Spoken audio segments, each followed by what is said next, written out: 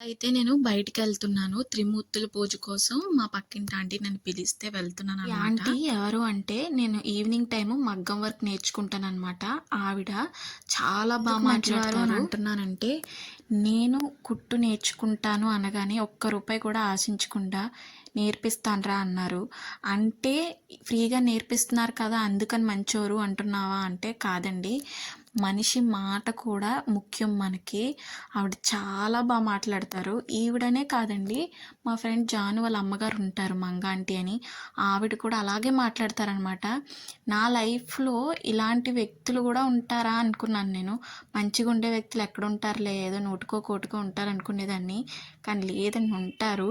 మన మంచి కోరి మంచిగా చెప్పేవాళ్ళు చాలా తక్కువ మంది. అలాంటి వాళ్ళు ఉంటే జీవితంలో ఎప్పుడూ వదులుకోకండి.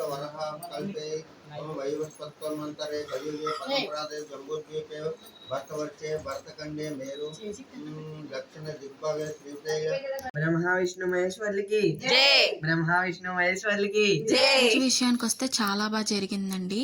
3 సంవత్సరాల నుంచి చేసుకోవట్లేదురా అని చాలా బాధపడుతున్నారండి. కానీ చాలా బా జరిగింది. సింపుల్‌గా చేసినా చాలా బా చేసుకున్నారనమాట. ఇక్కడ వాళ్ళ నాన్నగారే జరిపించారనమాట నా పూజ ఫ్రెండ్స్ అంతా అంటే కూడాని. మాట్లాడతారు గానీ, మన చుట్టూ ఉన్నవాళ్ళు మాట్లాడాలి అంటే చాలా కష్టం కదా! అలా మాట్లాడే వ్యక్తుల్లో వీళ్ళిద్దరు. Thank you so much aunty మీ ఇద్దరికీ. అలాగే నా ఫ్రెండ్స్, మా అన్నయ్య ఒకళ్ళున్నారు. ఒకటి జాను, నెక్స్ట్ మా అన్నయ్య సాయన్నయ్య. థ్యాంక్ యూ సో మచ్ నన్ను భరిస్తున్నందుకు.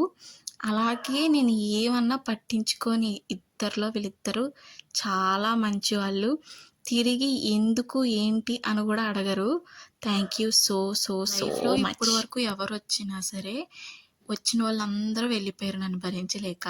మీరిద్దరూ మాత్రం ఉండిపోయారు. అందుకే థ్యాంక్ యూ చెప్పాను. మళ్ళీ పిచ్చిదానా అని అనుకో జాను. అందుకే నీకే చెప్తున్నాను. ఇంకా మా అన్నయ్య గురించి తెలిసిందే. మా అన్నయ్య అయితే నోటు మాట కూడా రాదు. థ్యాంక్ యూ అన్నయ్య. నా వాకిడు ఎప్పుడు ఉండేదే కానీ శివరాత్రి బాగా చేసుకున్నారా? ఇదైతే శివరాత్రి రోజు ఈవినింగ్ వీడియో అనమాట. మర్చిపోయాను. హ్యాపీ శివరాత్రి లాస్ట్లో చెప్తున్నాను, ఏమీ అనుకోకండి. పూజ అయితే కంప్లీట్ అయిపోయింది. ఇంటికి వచ్చేసాను అనమాట. బాయ్.